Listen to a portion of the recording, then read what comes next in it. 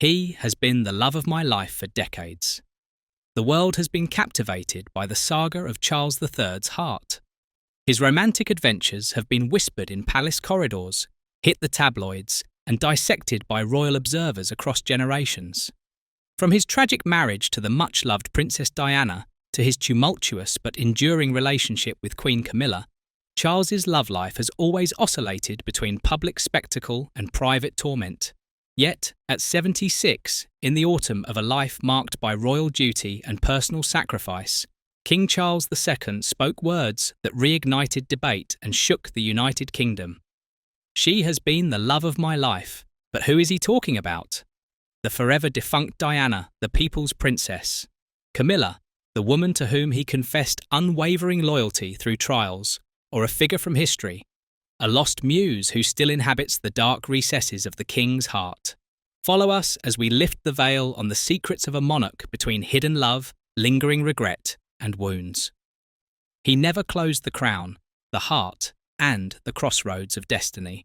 Born in 1948 under the crushing weight of royal expectations, Charles never knew an ordinary life. His status as heir to Queen Elizabeth II made him, from his first breath, a man who was smitten with a part of himself by the monarchy and, by extension, by the entire world. From those early years, his relationships were scrutinised with a severity no ordinary young man could have borne. Every handshake, every smile, every furtive glance thrown at an eligible debutante became material. To speculation, yet under the weight of protocol and decorum, Charles yearned for something rarer, a love freed from the shackles of tradition, the Diana dilemma.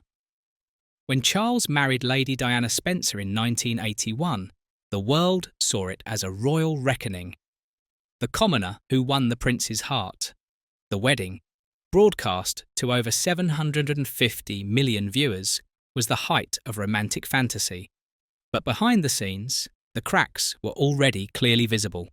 Their union was fragile, undermined by opposing temperaments, an age difference, and even more so by Charles's persistent attachment to another woman, Camilla Parker Ball. For years, Diana's vulnerability and Charles's emotional restraint drove a chasm between them. Diana once declared that their marriage was too cluttered for two, as there were three of them in the public eye. Charles then took on the role of the villain, the distant prince who broke the princess's heart. Yet those who knew him personally saw a man trapped in a monarchy that demanded duty before desire. Camilla, the undying flame. If Diana was the princess adored by millions, Camilla remained the forbidden love that Charles could never forget.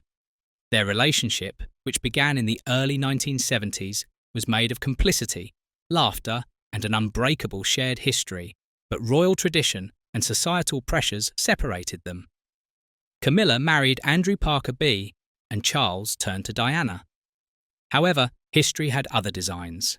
The bond between Charles and Camilla survived divorce, public scandal, and even the tragedy of Diana's death in 1997. In 2005, after decades of rumours and intrigue, Charles and Camilla finally married. Camilla became queen. The throne naturally, many thought that when Charles confessed that someone had been the love of his life, he was talking about Camilla, the faithful companion of the dark years, but according to some sources, the truth is much more complex. The confession that shook Buckingham during a private conversation with a confidant was later leaked to the press. Charles reportedly said with palpable melancholy, "She was the love of my life. I still think of her often." This revelation sparked a new wave of speculation, especially since the king did not specify the identity of this mysterious woman. Royal advisers are trying to tone down the significance of the confession, while some courtiers privately say they are deeply troubled by this enigmatic and unexpected confession. Was it a discreet tribute to Diana, whose tragic death continues to hang over the monarchy? Or is the king hiding a chapter of his heart that we have never had? A forgotten love. The whispers that run through the golden years of royalty evoke another hypothesis. Before Diana, and even before Camilla, there was another woman. Royal historians recall the youthful romance between Charles and Lady Daltryon, nicknamed Kanga Kanga, a bubbly and independent Australian aristocrat who shared an intense and spiritual relationship with Charles in the 1970s. The two were united by a love of nature, literature, and philosophy. Some insiders even thought at the time that Charles was seriously considering marrying her, but once again, royal tradition intervened, deeming her unsuitable for the future king. Kanga was quietly dismissed in the following years. She was marked by health problems and personal tragedies before passing away in 1997, the same year as Diana Kanga. Could she be the woman who still remembers the king? Could she be the shadow behind this confession that makes the court tremble? Royal duty versus personal desire.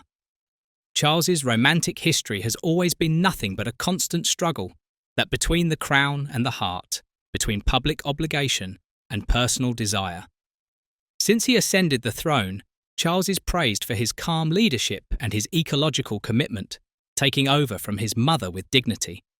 Yet behind this facade of a wise sovereign lies a man shaped by the loves and regrets of his youth. Could it be that at 76, Charles is being overtaken by the ghosts of his past? As a close friend confided, one does not reach one's age and rank without carrying the weight of some remorse. Camilla's reaction, serenity or concern. Sources close to Queen Camilla describe her as stoic. Upon learning of Charles's comments, she has already experienced this, explains a collaborator. Camilla knows that her place is in Charles's life. Their bond is indestructible, but others are less categorical. In private, some claim that the outgoing queen would have been deeply hurt by this ambiguous statement, wondering whether Charles is still aspiring to something else.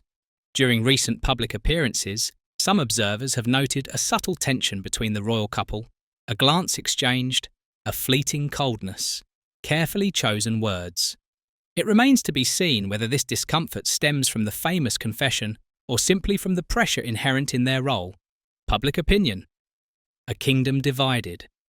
For the British people, this statement reopens old wounds.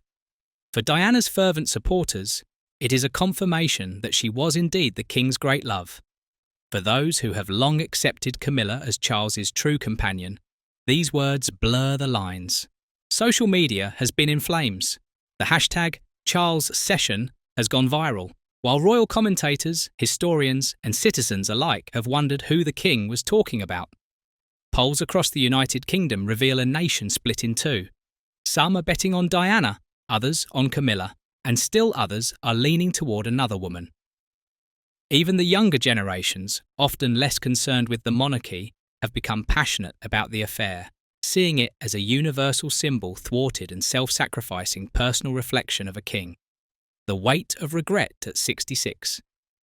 Charles is no longer the crazy prince once nicknamed the world's most sought-after bachelor. He is a monarch hardened by scandals and dramas more than ever. Introspection in recent years. His close friends say they see him more and more thoughtful. It is said that he has started writing regularly in his notebooks again and rereading old private beings. He has become very aware of the legacy he will leave. Not only as a king, but as a man confides a close friend. It is in this context that these words take on a new dimension.